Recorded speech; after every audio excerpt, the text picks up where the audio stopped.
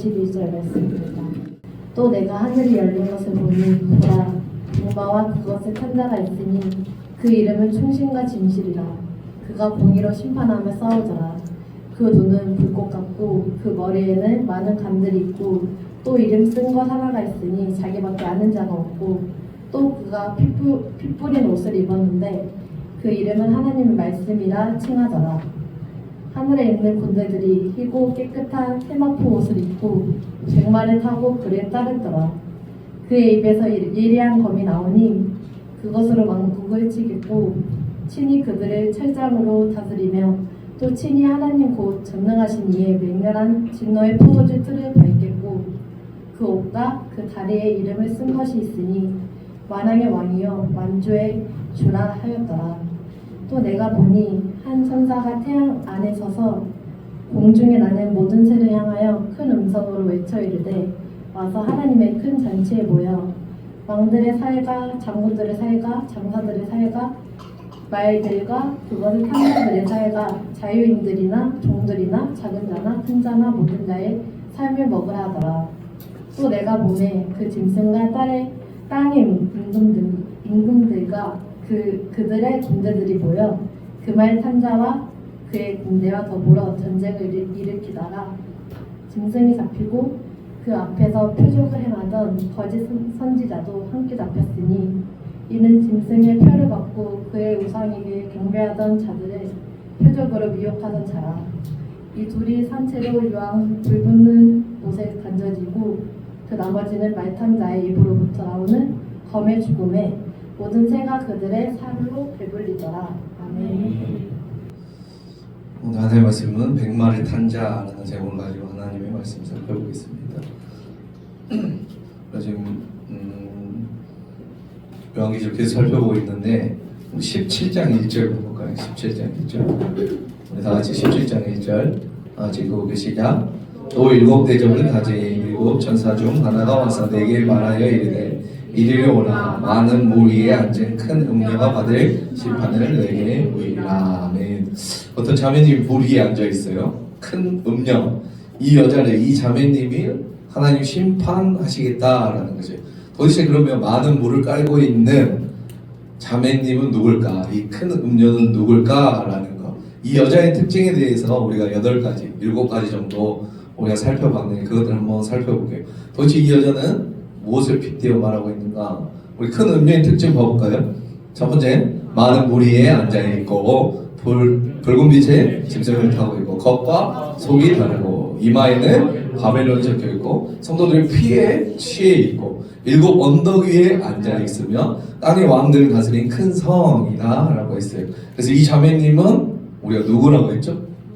로마 제국을 말하고 있다. 이 여자는 로마 제국이라고도 말하며 특히 여기에서는 바벨론이라고 말하는 거죠.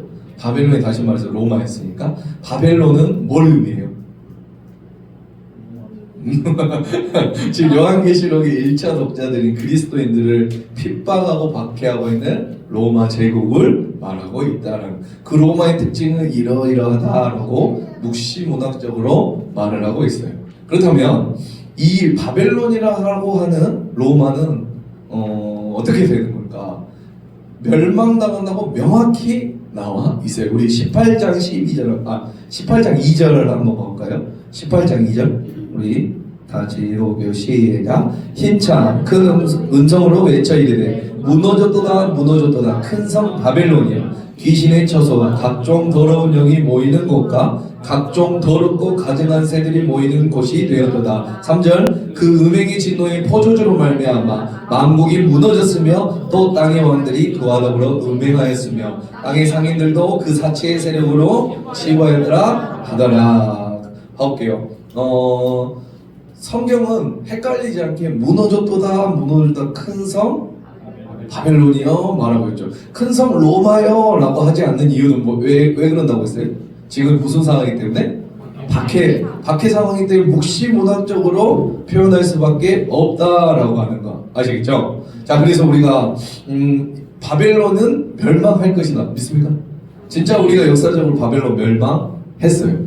우리 17장 18절을 우리 다시 한번 볼게요. 17장 18절은 어느 내용이에요? 여기 구조에서 보면은 바벨론의 멸망 부분이에요. 18장도 마찬가지로 우리가 이제 오늘 조금 뭐 다는 아니에요. 17장, 18장은 계속해서 누가 멸망한다?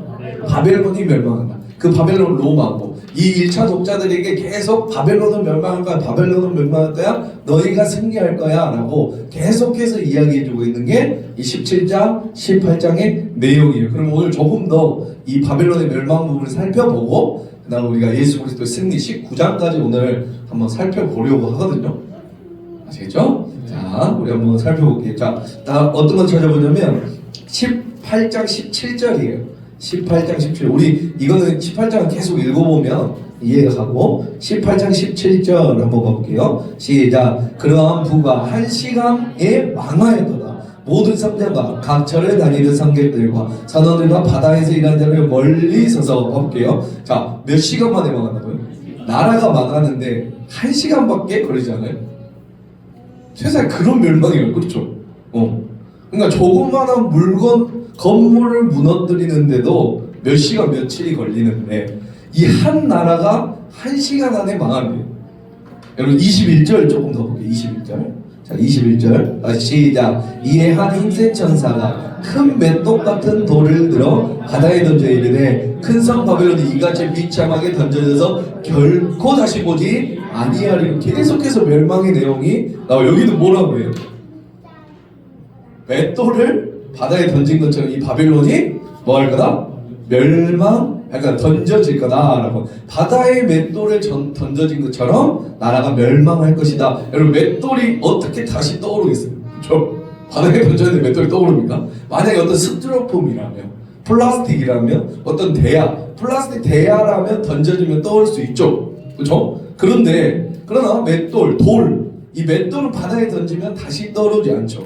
그것처럼 한 시간 만에 멸망하고 맷돌이 바다에 빠지는 것처럼 이렇게 순식간에 사라질 거다라고 말하는 것을 믿습니까? 이것을 우리는 이제 제가 설명을 할 텐데 우리는 설명을 해야 알지만 이들이 듣는 첫 번째 독자들은 어때요? 바로 알아들을 수 있다. 자, 그러면 왜 바벨론을 이렇게 비유했을까?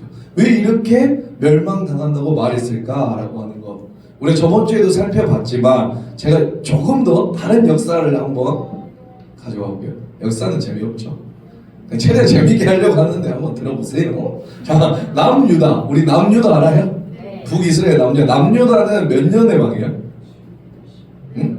남유다는 4번에 걸쳐서 멸망해요. 4번에 계속 침략을 당해요. 605년, 597년, 586년, 582년 이렇게 4번에 걸쳐서 한 번에 멸망당한 게 아니에요. 4번에 걸쳐서 바벨론의 느부갓네살에 의해서 멸망당해요. 그래서 다 포로 잡혀가게 되죠. 이 당시 우리 느부갓네살, 바벨론의 느부갓네살은 최고의 왕이었어요. 세상에서 가장 강력한 최고의 나라, 최고의 왕 중 하나가 누구요?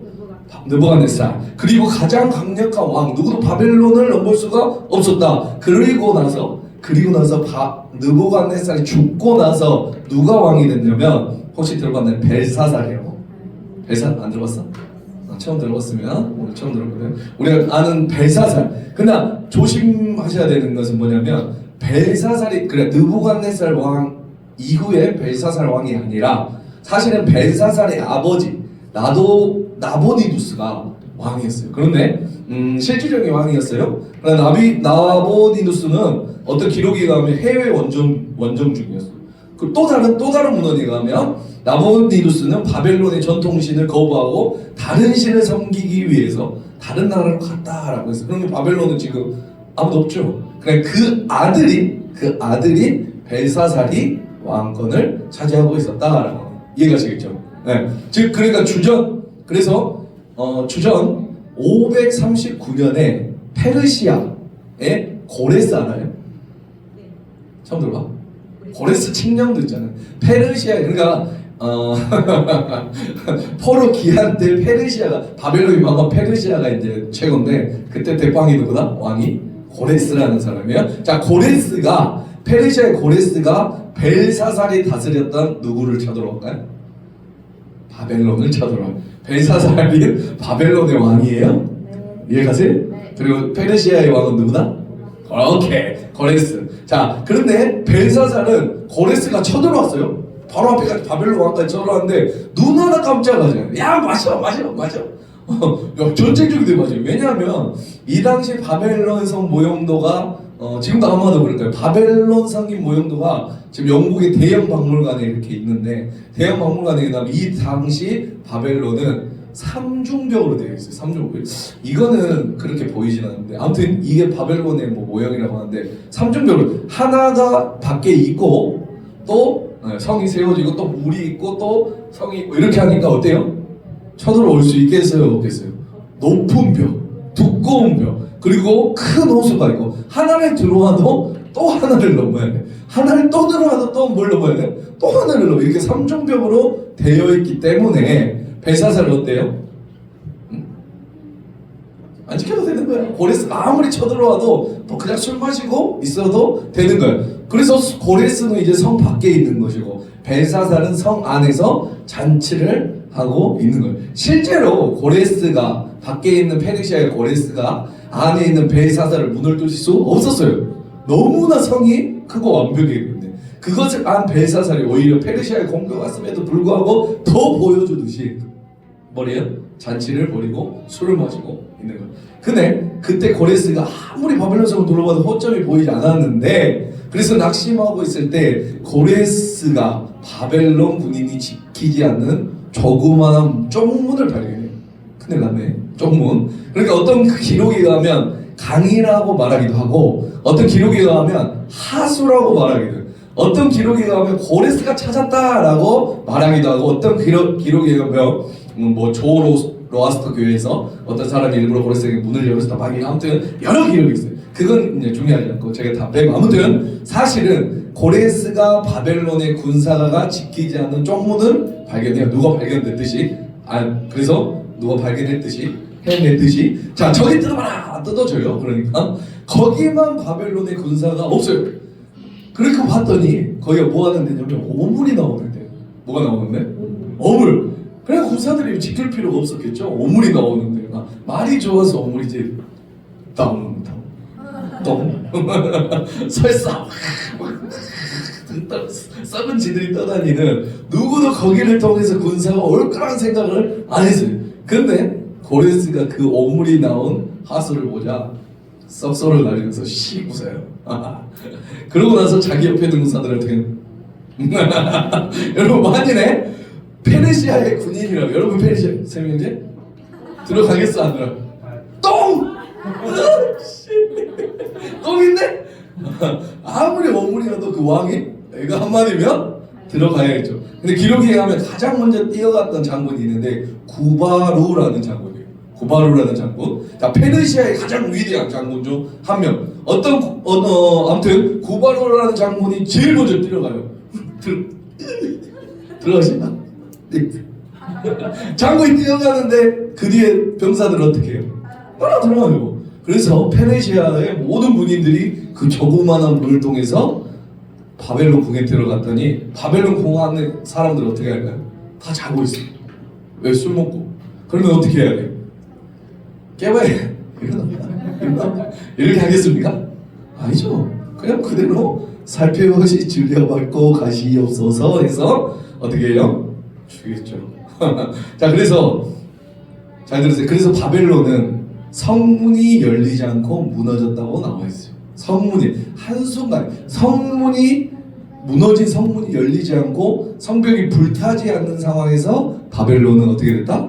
무너졌다. 그래서 영문학 문학에서도 절대 무너지지 않는 것 같은 것이 한순간에 무너졌다라고 말할 때는 바벨론처럼 무너졌다라고 말할 정도로 이러한 바벨론의 멸망의 모습이 이러한 모습이에요. 그러니까 로마를 바벨론처럼 비유한 이유 중 하나는 또 이것도 있겠죠. 1시간 만에 망한다라는 것도 바벨론에 대한 것들, 바벨론의 로마의 것들을 한번 말하고 있어요. 맷돌이 바닥에 던져져서 한 번에 가라앉아져서 다시는 보이지 않는 것처럼 로마도 그렇게 될 것이다 라고 말하는 이유는 아마도 이 바벨론의 멸망의 배경이 있지 않을까라는 것을 생각해 보려고 했어요. 자 그러면 아무튼 질문은 이거예요. 그러면 하나님께서 사도 요한에게 하나님의 백성들을 괴롭히고 핍박하는 로마가 멸망할 거야. 얘네는 곧 멸망당할 거야. 이 바벨론처럼 멸망당할 거야 라는 말씀을 주잖아요.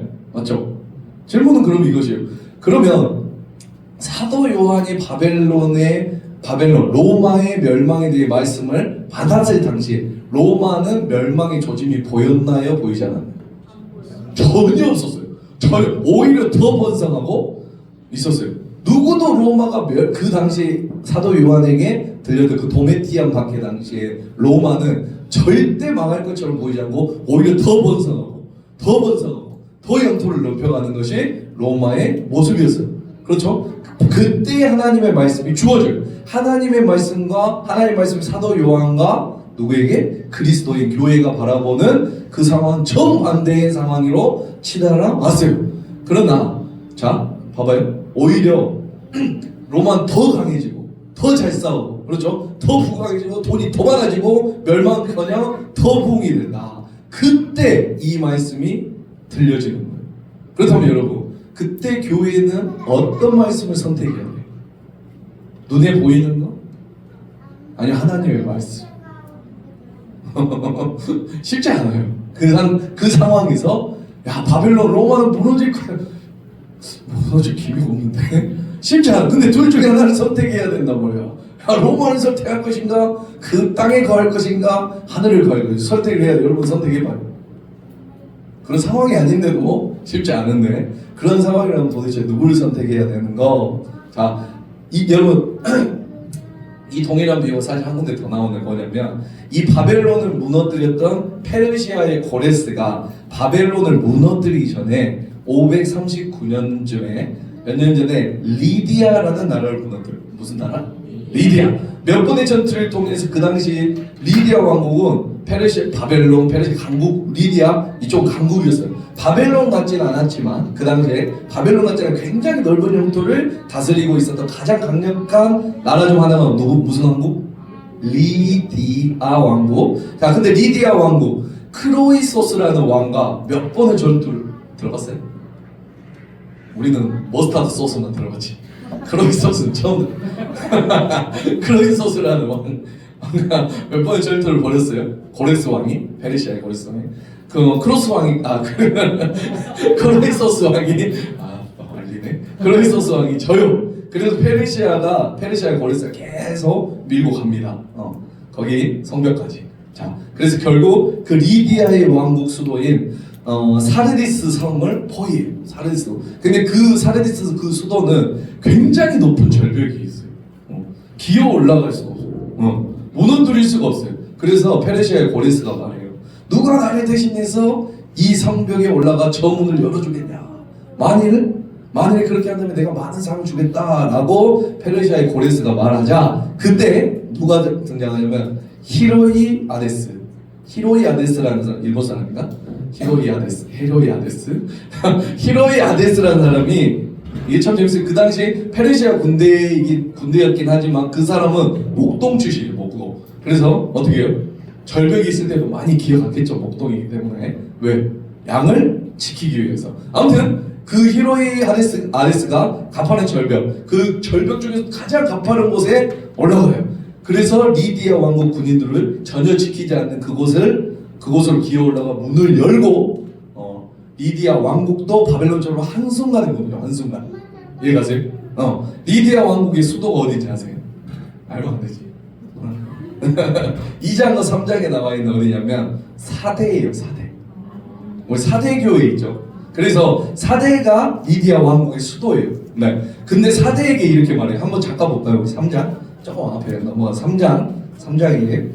3장 1절 사대교회 사자에게 편지하라라고 말을 해요. 우리 3절 봐볼까요? 3절. 그러므로 내가 어떻게 받았으며 어떻게 들었는지 생각하고 지켜 회개하라. 만일 일깨지 아니하면 내가 도둑같이 이르니니 어느 때에 내게 이르는지 내가 알지 못하리. 그러므로 내가 어떻게 받아들였는지 생각하고 지켜 회개하라. 만일 일깨지 아니하면 내가 도둑같이 이르겠다라고 라는 말은 다른 사람에게 별 의미가 없을지 몰라도 그 리디아 왕국의 전통을 가지고 있는 누구? 4대 교회에게는 굉장히 의미 있는 거예요. 그렇죠? 왜? 자기들이 어떻게 멸망당했어? 그렇게 도둑같이 온 사람에게 멸망을 당했기 때문에 이러한 말을 하면 4대 교회 사람들은 명확히 한다. 우리의 야 니네 이순신의 바다를 뭐 어떻게 해서 니네 잘 지켜라 라고 말을 하면 우리는 알아먹죠. 외국 사람한테 이순신 말하고 알아먹나요? 못 알아먹죠. 이건 똑같아요. 이 4대 교회 사람들에게는 도둑같이 임하니까 너네 조심해, 믿음을 좀 지켜라, 니네가 잘 생각해라 라고 말하는 것은 이러한 배경이 있기 때문에 이렇게 말을 하는 거죠. 믿습니까? 요한계시록 우리가 조금 더 우리가 배경을 알고 요한계시록 보면 훨씬 더 재미있다라고 합니다. 재미없나요? 저렇게 하려고 하는데 안 되네요. 자, 표정들 보니까. 아무튼 우리가 역사적인 것을 알고 봐야지만 우리가 성경이 조금 더 풍성해지는 거예요. 아는 만큼 보여요. 우리 사대교회 이거 읽었는데 뭔 말인지 하나도 몰랐죠. 그렇죠? 그러나 이거 야 그거야. 이제 말할 수 있겠죠, 유희자? 엄마 예쁘게 얘기하지 말고 생각하지 말고. 자, 우리 이제 다시 한번 우리 요한계시록 9조 봐볼까요? 다시 본문으로 와서. 자, 우리 서론하고 소아시아 7개, 하늘의 4개 사이클 했어요. 그 다음에 뭐예요? 바벨론의 멸망. 오늘 여기까지 18장까지 이제 살펴봐서 읽으면 이제 다 아는 내용들. 더 많이 하면 좋겠지만 그러다간 자기 때문에 우리 그리고 이제 오늘 또 이제 뭘 들어갔냐면 19장, 20장 예수 그리스도의 승리에 대해서 한번 살펴볼 거예요. 19장 한번 볼까요? 19장 오늘 다 읽었으면 좋은데 자 우리 한 절씩 교도할게요. 10절까지 한 절씩 교도할게요. 이후에 내가 들으니 하늘의 허다한 무리에 큰 음성 같은 것이 있어 이르되 할렐루야 구원과 영광과 능력이 우리 하나님께 있도다. 그의 심판은 참되고 의로운지라 은맥으로 땅을 더럽게 한 그 능력을 심판하사 자기 종들의 피를 그 능력의 손에 바꾸셨도다 하고 두 번째로 할렐루야 하니 그 연기가 세세토록 올라가더라. 또 24장로와 내 생물이 엎드려 보좌에 앉으신 하나님께 경배하여 이르되 아멘 할렐루야 하니 보좌에서 음성이 나서 이르되 하나님의 종들 곧 그를 경외하는 너희들아 작은 자나 큰 자나 다 우리 하나님께 찬송하라 하더라. 또 내가 들으니 영화한 우리의 음성과도 같고 많은 물소리와도 같고 그 노랫소리와도 같은 소리로 이르되 할렐루야 주 우리 하나님 곧 전능하신 이가 통치하시도다. 우리가 즐거워하고 크게 기뻐하며 그에게 영광을 돌리세. 어린 양의 혼인 기약이 이르렀고 그의 아내가 자신을 준비하였으므로 그에게 빛나고 깨끗한 세마포 옷을 입도록 허락하셨으니 이 세마포 옷을 성도들의 옳은 행실이로다 하더라. 두 절 같이 읽게요. 천사가 내게 말하기를 기록하라 어린 양의 혼인잔치에 창함을 받은 자들은 복이 있도다 하고 내게 말하되 이것은 하나님의 참되신 말씀이라 하기로 내가 그 말 앞에 엎드려 경배하려 하니 그가 나에게 말하기를 나는 너와 및 예수의 증을 받은 내 형제들과 같이 된 종이니 삼가 그리하지 말고 오직 하나님께 경배하라 예수의 증언은 예언의 영이라 하더라. 아멘. 어때요? 느낌상 이제 뭐 읽어보니까 어때? 지금 뭐 하고 있는 거야? 제목은 뭐예요? 어린 양의 혼인잔치인데 혼인잔치인데 지금 뭘 하고 있어? 뭐 하고 있어요? 찬양하고 있어. 찬양. 하나님을 그냥 경배하고 있죠. 맞나요? 네. 나만 그래도? 아니죠. 하나님을 찬양하고 영광. 우리 6절 보면은 우리 그때 말했는데 중간쯤에 보면 할렐루야 하면서 제가 그때 써놓으라고 했는데 써놓은 사람 있나요? 주 우리 앞에 뭐라고 했어요? 우리 주 우리 하나님. 그러니까 도미니테안 데오스 이 말을 했죠. 그러면서 이야기하는데 아무튼 지금 뭐 하고 있는 거예요? 어린 양의 혼인잔치에 하나님을 찬양하고 있는 모습. 여러분 그러니까 찬양하는 모습을 보세요. 그러니까 사도 요한은 이 말씀을 통해 우리에게 알려주고 싶은 게 있겠죠. 맞죠? 제가 계속 말씀드리지만 요한계시록은 어떤 책이에요? 혹시 그러니까 누구를 보여주기 위해서 제5의 복음서라기도 하고 제가 말했죠. 그렇죠. 예수님이 누구시 하나님이 어떠하신 분인지를 계속 알려주고 있는 것이 요한계시록이에요. 이해가시죠? 요한계시록은 하나님의 존재에 대해서 말해주기 위해 기록된 책이에요. 이것을 놓치면 우리가 요한계시록을 읽는 배우는 목적이 없어지는 거죠. 믿습니까? 요한계시록을 읽을 때 상징 같은 거 많이 나오죠. 우리 맞나요? 우리가 했던 뭐 대생물이 뭔지, 짐승이 뭔지, 음녀가 뭔지, 666이 뭔지. 그런데 그런 거는 놓쳐도 괜찮아요. 이해가세요? 그게 뭔지, 뭐 음녀가 뭔지, 666이 뭔지, 뭐 내생물이 뭔지 그건 놓쳐도 상관없어요. 그렇죠? 구체적으로 무슨 뜻을 하는지 몰라도 돼요. 그러나 중요한 것은 뭐예요? 하나님이 어떠신 분인지 믿습니까? 예수님이 어떤 분이신지를 놓치면 절대 안 된다라고 하는 거 믿습니까? 특히 계시록에는 이런 찬양들이 많이 나오죠. 맞나요? 이 찬양도 우리가 눈여겨봐야 될 필요가 있어요. 왜냐하면 그 찬양 가사 안에 하나님이 어떤 분이신지 함축적으로 말하고 있기 때문에. 아멘. 하나님은 전능하신 분이고 이 세상의 통치를 모든 만물을 통치하시는 하나님이라는 것을 우리가 알아야 한다. 우리 모두가 하나님 찬양해야 한다. 찬양받기 합당하신 분이다 라면서 우리에게 알려주고 있는 책이 무슨 책이다? 요한계시록이다 라고 하는 거 믿습니까? 제가 설명을 하는데 그런 것들 중요하지 않아요. 우리 하나님께서 도대체 어떠하신 분이시며 우리 하나님이 이 세상 끝날에 도대체 어떠한 심판을 하실 것이며 우리는 그러면 어떻게 살아야 되는 것이며 아멘? 그 하나님의 자녀이기 때문에 너네 힘내서 살아라 라고 하는 게 요한계시록의 말씀이에요. 우리가 이제 나중에 천년왕국도 살펴보고 하나님의 나라에 대해서 계속 살펴볼 텐데 그러한 관점을 가지고 요한계시록 이제 마지막 때 되니까 도대체 요한계시록 그래서 뭘 배워야 되는데 요한계시록 통해서 뭘 알아야 되는데요? 라고 했을 때 하나님에 대해서 예수님에 대해서 우리가 명확히 알아야 될 필요가 있다라는 아멘? 꼭 이거 명심하세요. 이거 놓치고 요한계시록을 보거나 666이 뭔지가 궁금한 게 아니라 진짜 정말 하나님이 누군지 예수님이 누군지를 알아야 된다라고 하는 거 아시겠죠? 자 우리 그래서 이제 오늘 본문이 19장 11절 이제 봐볼까요? 뭐예요? 백마를 탄 자라고 했어요. 이만희? 우리 백마를 탄 자 이거를 제가 한 다음 시간에나 도대체 신천지는 뭐 이만희 백마? 신천지에서는 이만희가 자기가 백마라고 해요. 탄자가 아니라 자기가 말이라고 해요. 예수님을 태우고 있다라고 하는 아무튼 그거에 대해서는 제가 다음 시간에 조금 더 정확히 명확히 말을 해줄 테니까 이상한 놈이에요. 아무튼 지가 말이래. 흰 말이래요. 이상한 놈이에요. 아무튼 그 자기가 흰 말인데 예수님을 등에 태우고 있어서 자기는 신의 합일이 돼서 나를 믿어야 된다. 이상한 놈이야. 아무튼 희한 놈이야. 아무튼 말이 안 되는 그런 교리를 하는데 그리고 여러분이 알아야 되기 때문에 오늘 하려고 했는데 시간이 없어서 아무튼 오늘은 이 도대체 백마를 탄 게 누구냐라고 하는 거에 대해서 우리 한번 살펴보고 그 다음에 다음 주에 제가 시간이 되면 알려줄까요 말까요? 알려줘야죠. 그래야 알려줘야 여러분들이 알 거 아니야. 조금 길더라도 좀 알고 가야 됩니다. 우리 GPG가 100점 백승이기 때문에 여기 신천지 없어요. 그 놈들이 들어야 되는데 좀 와보지. 아무튼 우리 봐볼게요. 자 19장 10절 제가 한번 읽어볼게요. 또 내가 하늘에 열린 것을 보니라고 말해요. 내가 보니라는 말이 굉장히 요한계시록에 많이 나와요. 우리 또 보면은 또 언제 어디가 나와요?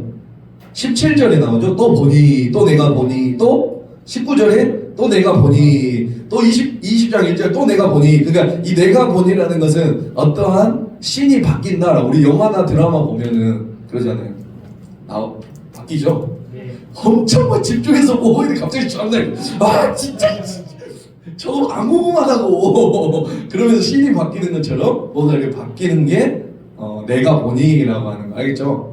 아무튼 11절에 나오는 자 다시 한번 11절 읽어볼게요. 다 같이 시작. 또한 내가 하늘에 열린 것을 보니 보라 백마와 그것을 탄 자가 있으니 그 이름은 충신과 진실이야. 그가 공의로 심판하며 싸우더라. 자 봐볼게요. 백마와 그것을 탄 자가 있다라고 해서 신천지의 이만희는 지가 백마다라고 이야기하는데 아무튼 자 백마 탄자라고 하는 것은 그리스 로마 지역에는 이 개선 장군을 나타내는 말로 큰 역경에서 나라를 구할 때의 그 구원자라는 것을 상징하는 게 백마를 탄 자라고 말하는. 그러면 여기서 말하는 백마를 탄 자는 그럼 누굴까요? 맞아요. 예수님을 말하는 거예요. 예수님을 말하는 거예요. 네, 예수님을. 자, 봐볼게요. 그런데 여러분 흥미로운 것은 이제 오늘 살펴볼 것 중에 하나가 11절부터 16절에는 심판자이신 예수님의 이름이 4가지가 나와요. 몇 가지? 4가지. 예수님의 이름이 몇 가지 나온다? 4가지는. 우리가 이제 오늘 읽으면서 한번 찾아볼 거예요. 4가지를. 아시겠어요? 다시 11절 한번 읽어볼게요. 시작. 또 내가 하늘이 열린 것을 보니 보라 백마와 그것을 탄 자가 있으니 그 이름은 충신과 진실이라. 그가 공의로 심판하며 뭐라고요? 충신과 공의. 첫 번째 이름은 뭐예요? 충신과 진실. 아멘. 충신과 진실. 자, 볼게요. 충신과 진실. 신실과 진실이라고도 할 수 있어요. 영어로는 왜 그러냐면 뭐예요? faithful and true. 이렇게 해서 어떻게? 신실하고 진실하신이라고도 할 수 있어요. 예수님을 수식하는 단어죠. 아멘. 우리 예수님의 이름은 그러니까 이름이라는 것은 자기의 존재잖아요. 맞나요? 세민 자신의 이름이잖아. 윤희 맞죠? 윤희라는 자신의 존재적 이름. 윤희라는 사람은 잘 살아요. 윤희로서. 자, 아무튼 그래서 예수님의 이름이 4개가 나오는데 어떻게 보면 백마를 탄 예수님께서는 자 신실하고 진리시고 오늘 11장으로는 충신과 진실이고 그가 뭘로? 공의로 심판하여 싸우신다라고 하는 거예요. 아멘. 그래서 우리가 예수님은 신실하고 진실하신 분임을 우리가 알아야 돼요. 더 깊게 하고 싶지만 여러분들 자기 때문에 금방 해요. 아무튼 4가지 이름이 있는데 첫 번째는 예수님의 이름이 뭐다? 그렇죠. 자, 좋아요. 자, 두 번째 이름. 자, 두 번째 이름은 12절이에요. 그 눈은 불꽃 같고 그 머리에는 많은 관들이 있고 또 이름 쓴 것이 하나 있으니 자기밖에 아는 자가 없대요. 두 번째 이름. 자, 그 머리에는 많은 관들이 있다라고 말을 하죠. 누구 머리에? 예수님의 머리. 많은 관들이 있대요. 요한계시록 안에는 여러 관들이 나오죠. 24장로들이 쓰는 면류관 뭐예요? 우리가 스테파노스 맞나요? 자, 그리고 예수님이 쓰고 계시는 관도 있고 또 누가 쓰고 있는 관도 있어요? 혹시 기억나요? 짐승이 쓰고 있는 관 맞나요? 7개의 뿔과 10개의 거기에 왕관을 쓰고 있다라고 하는 거. 이 짐승이 쓰고 있는 건 스테파노스랑 다른 왕관이겠죠. 아무튼 왕관은 통치를 뜻하고 있어요. 많은 왕관이 있다는 것은 뭐냐면 많은 나라를 다스리는 분이다. 이 세상을 다스리는 분이다라고 말하는 거예요. 누가요?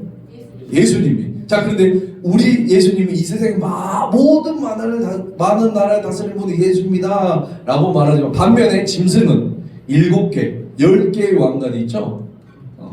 나라를 다스리기는 하나 뭐예요?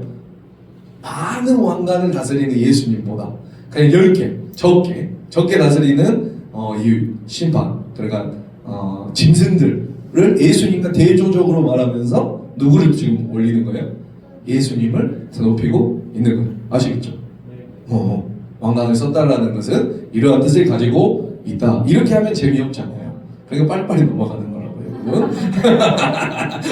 자, 지금 빨리빨리 넘어가 좋아해요. 아무튼 자, 그래서 두 번째 예수님의 이름이 후반절에 나오는데 우리 이어서 또 읽어볼까요? 시작. 또 이름 쓴 것이 하나 있으니 자기밖에 아는 자가 없다라고. 두 번째 이름은 머리에 이름이 쓰여져 있는데 누구밖에 없다? 그분밖에는 아무도 모른다라고 하는 거예요. 그렇기 때문에 많은 사람들이 학자들이 이 말씀에 오해하는 게 사실이에요. 이게 뭐야? 이름이 적혀있는데 그걸 안 알려준다고? 뭐야 이게? 하지만 구약성경 이사야 9장 6절을 보면 이런 이야기가 나와요. 우리 이거 알아요? 그의 이름은 앞에 조금 더 있는데 읽어볼게요. 그의 이름은 기묘자라 묘사라 전능하신 하나님이라 영존하시는 아버지라 평강의 왕이라 할 것이며 이렇게 이어지는데 앞에도 또 있어요. 아무튼 예수님의 이름이에요. 이 예수님의 이름이에요. 여기에서도 예수님의 이름을 뭐라고 나와 있어요? 그의 이름은 기묘자라고 되어 있어요. 신비로운 뜻도 되는데요. 기묘하다라 신비롭다라는 뜻을 가지고 있는 기묘자 기묘하다라고 개역개정 기묘하다라고 번역되는데 또 다른 의미는 뭐가 있냐면 기묘자는 알 수 없다라는 뜻이에요. 뭐라고요? 알 수 없다. 이 이름의 신비는 알 수 없다라고 해서 우리 여호와 하나님의 이름도 우리가 저번에 창세기할 때 기억나나? 읽을 수 없다 했잖아요. 하나님의 이름 네 글자에서 응? 읽을 수 없어요. 하나님의 이름 그러면 우리가 지금도 알 수 없듯이 예수님의 이름도 어떻게 했다고요? 알 수 없다. 그 이름이 너무 신비해서 알 수 없는 표현을 신비로운 이름을 바로 우리 그 이름이 바로 누구의 이름이다? 예수님의 이름이다라고. 그러니까 결론부터 말씀드리면 예수님밖에 알 수 없는 이 이름이 1차 독자인 그리스도인들에게 더 나아가 오늘날 우리에게 믿는 자들에게 하늘에 거하는 자들에게는 계시가 되었기 때문에 그 비밀을 우리가 알 수 있는 거죠. 믿습니까? 결론이에요 이게. 자, 그게 얼마나 돼? 우리는 예수님을 알아요 몰라요? 예수님 알아요 몰라요? 믿음의 은혜로 말면 우리 예수님 알잖아요. 예수님 이름도 알고 예수님이 어떠한 분인지 알잖아요. 우리는 그 비밀을 알고 있어요. 이 비밀을 알 수 있는 방법은 우리 예수님께서 성령님께서 알려줘야만 알 수 있는 것이에요. 아멘? 구원에 이르는 예수님의 이름은 우리에게만 계시되었어요. 누구에게? 믿는 자에게, 하늘에 거하는 자에게. 아시겠어요? 그러나 세상 사람들에게, 땅에 거하는 자들에게, 이제 심판을 받게 되는 자들에게는 비밀이 돼요. 이해가시죠? 알 수 없어요. 기묘자인 우리 예수님 믿습니까? 그래서 여러분 찬송하시고 예수의 이름은 세상의 소망이요. 예수의 이름은 뭐예요? 천국의 기쁨이세요. 아멘. 이 세상의 사람들은 예수님의 이름을 안다 모른다? 이 세상의 사람들은 알 수 없어요. 아멘. 왜? 그것은 예수님의 전적인 은혜로 하나님의 전적인 은혜로 알게 되는 것이기 때문에 그들은 예수님이라는 이름을 알겠죠. 근데 그 정확한 뜻을 알아요 몰라요? 모르니까 안 믿지. 그렇죠? 예수의 이름은 세상의 소망이고 예수의 이름은 기쁨이고 예수의 이름은 구원이고 아멘. 그걸 모르니 안 믿는 거냐. 그러면 모른다라고 예수님의 이름 알 수 없다라고 말하지만 우리는 안다 모른다? 안다라고 해. 그게 바로 은혜다라고 하는 거죠. 아멘. 자, 그래서 우리가 그 예수님의 이름을 찬양드리기 합당한 거죠. 우리는 믿는 자들은 믿습니까? 세 번째 이름 살펴볼게요. 세 번째 이름. 자, 세 번째 이름 뭐예요? 13절 여러분들이 읽어보세요. 시작. 또 그가 기쁘게 옷을 입었는데 그 이름은 하나님의 말씀이라 칭하더라. 뭐라고요?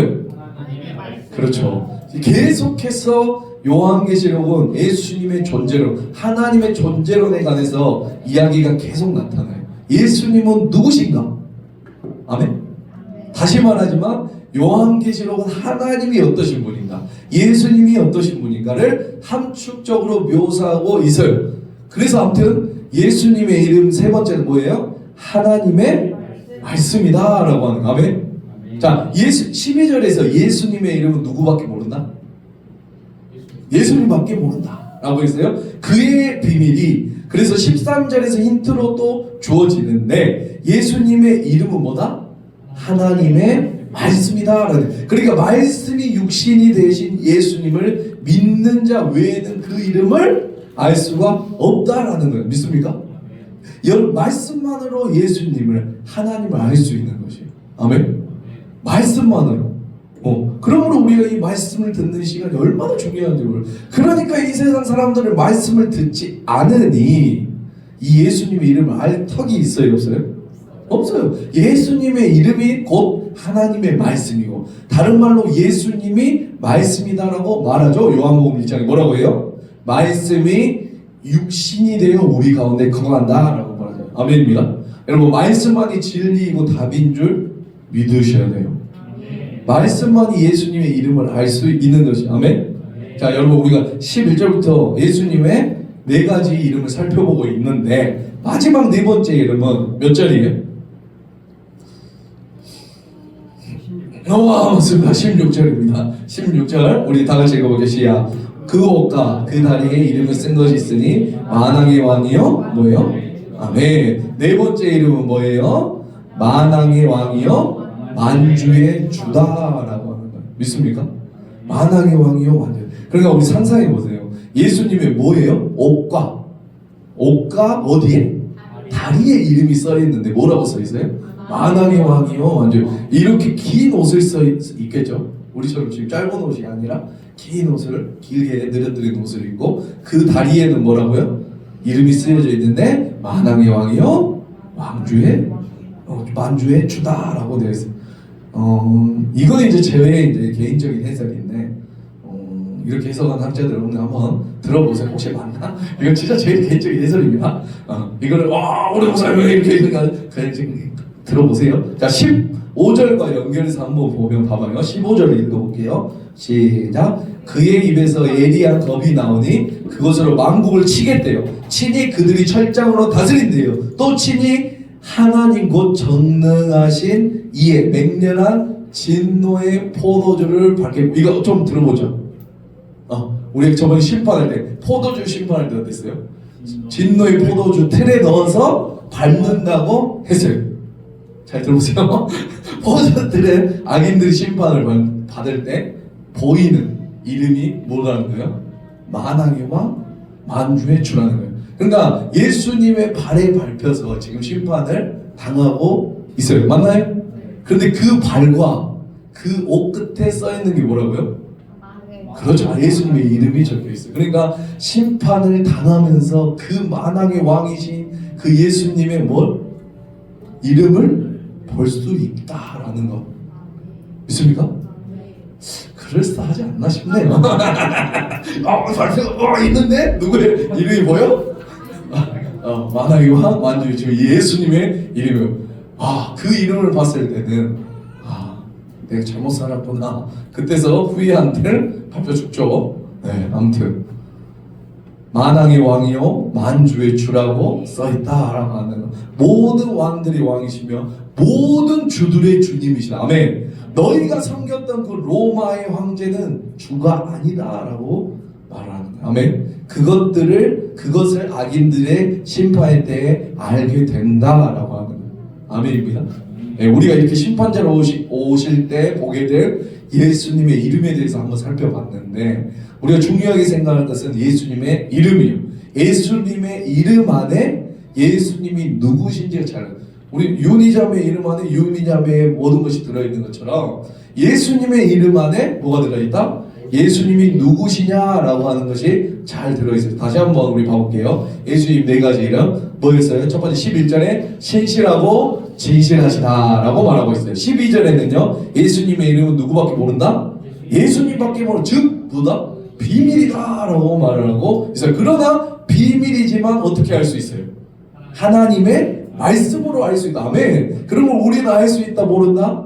알 수 있다라고. 마지막 네 번째 이름은 만왕의 왕이요 만주의 주다라고 예수님의 이름을 설명하고 있어요. 그러므로 우리가 여러분 예수님 이 네 가지의 이름을 부여잡고 심판주인 예수님의 이름 부여잡고 요한계시록 통해 예수님을 만날 필요가 있다라고 하는 거 믿습니까?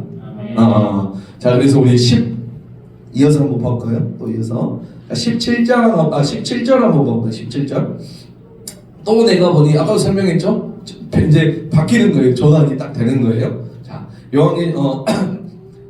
천사가 어떻게 해요? 다 읽어볼게요. 17절 시작. 또 내가 보니 한 천사가 태양 안에 서서 공중에 나는 모든 새를 향하여 큰 음성으로 외쳐 이르되 와서 하나님의 큰 잔치에 모여라고 말을 해요. 자 봐볼게요. 아무튼 여기서 천사가 어떻게 해요? 큰 음성으로 뭐라죠? 새를 향하여 이야기하죠. 새에게 말을 전하면 그 당시에는 새에게 말을 전하면 쉽고 빠르게 말이 전파된다라고. 옛날에 우리도 어떻게 해요? 비둘기에다가 편지 묶어가지고 보내면 빨리 그게 이루어지고 빨리 간다. 그렇듯이 그 당시에는 새들을 말을 빠르게 전한다라고 말해요. 그러니까 천사들이 새들에게 말을 해요. 하나님의 큰 잔치에 모여라. 이 말을 빨리 전하고 싶은 거예요. 그 메시지를 빠르고 신속하게 전해라 라는 상징적인 표현이에요. 그러니까 태양과 새로 상징되는 것은 무슨 뜻이냐면 여기 태양도 나오는데 태양은 누구나 볼 수 있죠. 맞죠? 태양 누구나 볼 수 있죠. 맞나요?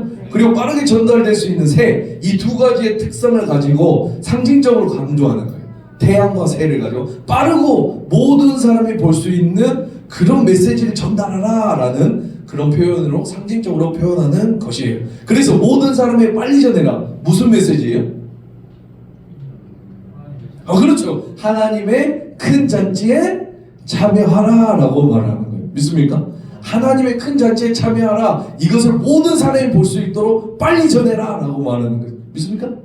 자, 우리 에스겔 39장 17절 다 같이 읽어볼게요. 시작. 주 여호와께서 이같이 말씀하셨느니라. 너희 인자야, 너는 각종 세대와 들의 각종 짐승에게 이르기를 너희는 모여오라. 내가 너희를 위한 잔치 곧 이스라엘 산 위에 예비한 큰 잔치로 너희는 사방에서 모여 살을 먹으며 피를 마실지라. 새와 짐승들이 신속하게 모든 사람에게 알려라 라고 하는 뜻이에요.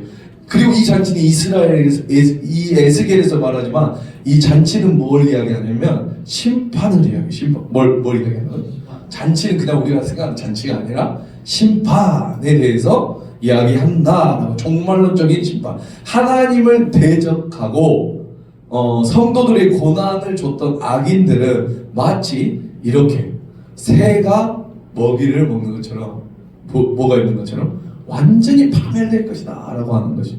믿습니까? 그럼 반면 성도들 승리와 기쁨이네. 아까 우리 어린 양의 혼인잔치 뭐 있어요? 찬양하는 거예요. 찬양하는 거. 악인들은 이렇게 뭐예요? 뜯어먹히고 완전한 심판이 있을 것이지만 우리 성도들은 승리와 기쁨이 있는, 우리 억울한 마음 눈물이 씻겨지는 축제의 잔치가 될 것이다 라고 하는 거죠. 믿습니까? 얼마죠? 굉장히 대조적인 느낌이지만 우리는 계속해서 대조를 통해서 살펴보고 있어요. 성도들과 요한계시록 그 핍박받는 자들과 그렇지 않는 자들의 모습을 계속해서 대조를 바라보고 있다라고 하는. 믿습니까? 그래서 우리도 이렇게 돼야겠습니까? 아멘? 이렇게 돼야겠어? 아멘 하면 안 되죠. 안 돼요. 이 잔치에 참여하는 것이 그 어린 양의 혼인 잔치에 참여해야 돼요. 아멘? 하나님을 찬양하고 아멘. 우리 주 우리 하나님이요 찬양하는 게 우리의 모습이어야 된다라고 하는 거예요. 우리 19절 또 한번 봐볼까요? 또 내가 보내라고 했어요. 또 이제 바뀌었죠. 또 바뀌었어요. 자, 여러분 뭐래요? 자, 다시 한번 읽어보시죠. 또 내가 보내 그 짐승과 땅의 임금들과 그들의 군대들을 모여 그 말탄 자와 그의 군대와 더불어 전쟁을 이렇게. 여러분 뭐래요? 그 짐승과 땅의 임금들과 그들이 군대가 뭐예요? 말탄 자가 누구예요? 그리고 말탄 자의 군대와 뭐를 일으켜요? 전쟁. 짐승은 누구라고 했어요 우리? 땅에 나온 바다에서 나온 짐승은 뭐라 했어요? 그 생각을 해봐야 되나? 바다에서 나온 짐승은 누구라 했어? 뭐래?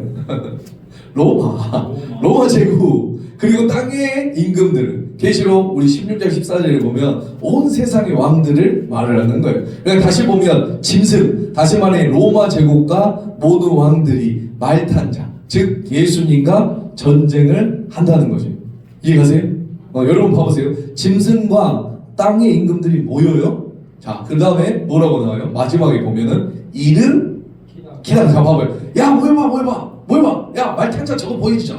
저 예수님 저거 어떻게 해요? 없애버리자. 우리가 힘을 합쳐서 없애버리자. 어떻게 되죠? 그 다음에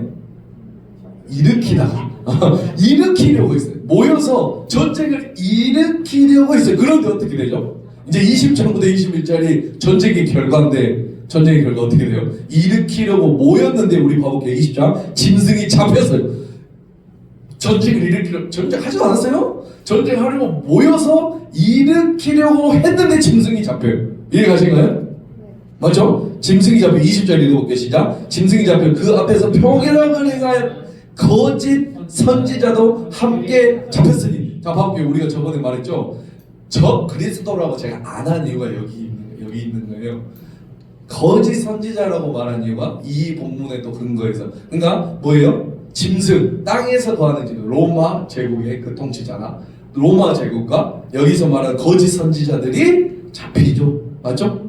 어떻게 돼요? 짐승이 잡히고 그 앞에 표적을 행하는 거짓 선지자들도 함께 잡혔으니 이는 짐승의 표를 받고 그의 우상에게 경배하는 자들을 표적으로 미혹하는 자들아. 이 둘이 어떻게 해요? 산채로 유황물에 던져지는 거예요. 믿습니까?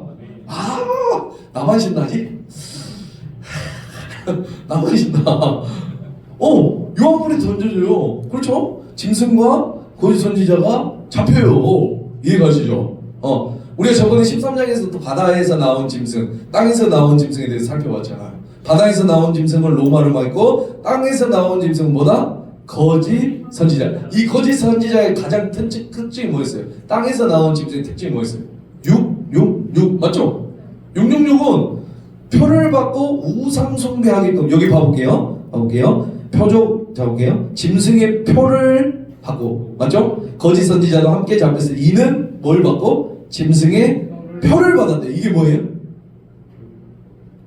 666이잖아. 666의 표를 받고 그의 우상에게 경배하는 자들을 표적으로 미혹하는 자가 거짓 선지자들인데 이것들이 산채로 유황불에 던져졌다라고 하는, 믿습니까? 네. 우상 숭배. 그러니까 666은 다시 말해서 우상 숭배와 직결이 되어 있어요. 아시겠어요? 그러니까 666에 대해서 이야기할 때 가장 중요한 키포인트가 뭐냐면 우상 숭배예요. 666의 표를 통하여 우상 숭배라는 거예요. 그러니까 베리치, 바코드, 이런 것들이 아니라 이 표를 받음으로 말미암아 우상 숭배하도록 하는 것이 바로 666이다라고 하는 거. 우리가 이것만 잘 알면 666에 대해서 헷갈리지 않아요. 이해가시죠? 자, 그리고 21절 뭐예요? 그렇죠. 그 나머지는 말탄 자의 입으로부터 나오는 검의 죽음에 모든 새가 그들의 살로 완전한 이제 심판이 일어나. 그러니까 아까 말했잖아요. 짐승과 거짓 선지자들이 잡혀서 유황물의 산채로 넣어줘요. 그럼 남은 자들이 있을 거 아니야. 네? 남은 자들 어떻게 된다? 말탄 자, 예수님의 그 입으로 나오는 검에 죽여요. 다 죽이고 모든 새가 그들의 살로 배불리더라. 완전한 하나님의 예수 그리스도의 승리가 나타난다라고 하는 아멘입니다. 우리 말씀 마무리할게요. 오늘 예수 그리스도의 승리의 부분 우리 19장을 한번 살펴봤어요. 나머지 이제 20장과 나머지는 다음 시간에 할 텐데 그 백만 타신 예수님께서 완전하게 승리하신 거 보이신가요? 했어요, 안 했어요? 짐승도 죽이고 거짓 선지자도 유황불에 또 쳐넣고 나머지 남은 자들은 뭘로? 검으로, 입에서 나온 검으로 완전히 죽여 아까 새들을 뜯어먹는 것처럼 뜯어먹게 하는 거. 여러분 계속 설명하지만 요한계시록에 나오는 상징은 몰라도 된다, 알아야 된다? 몰라도 돼요.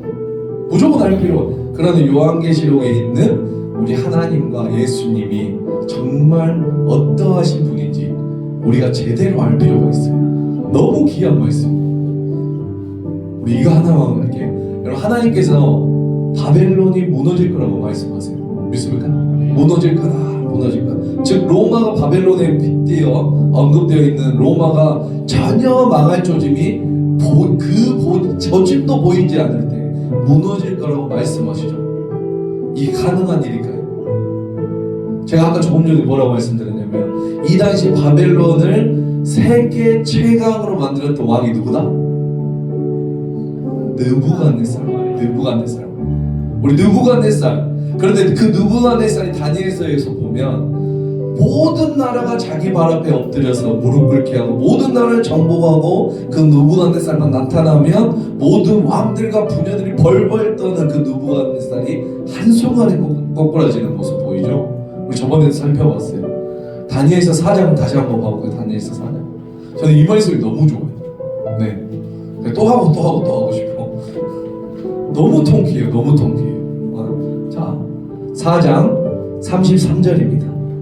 4장 33절. 바로 그때에 1240페이지입니다. 1240페이지, 39페이지. 다 같이 읽어볼게요. 시작. 바로 그때에 이 일이 나 바울 느부갓네살에게 응함으로 내가 사람에게 쫓겨나서 소처럼 풀을 먹으며 몸이 하늘 이슬에 젖고 머리털이 독수리 털과 같이 자랐고 손톱은 새 발톱과 같이 되었느니라 라고 하는 한순간에 꼬꾸라지죠. 네, 맞나요? 누구도 상상하지 못했던 그 세계 최고의 권력이 왕이었던 느부갓네살이 한순간에 모든 것을 잃어버리고 짐승처럼 되어 어떻게 되었나라고 31절 이 말이 아직도 나 왕의 입에 있을 때 하늘에서 소리가 내려 이르되 느부갓네살 왕아 내게 말하노니 나라의 왕위가 내게서 떠났느니라. 아멘. 누구도 무릎 꿇게 하지 못했던 그 누구도 무릎 꿇게 하지 못했던 느부갓네살에게 하나님의 말씀 한마디. 아멘.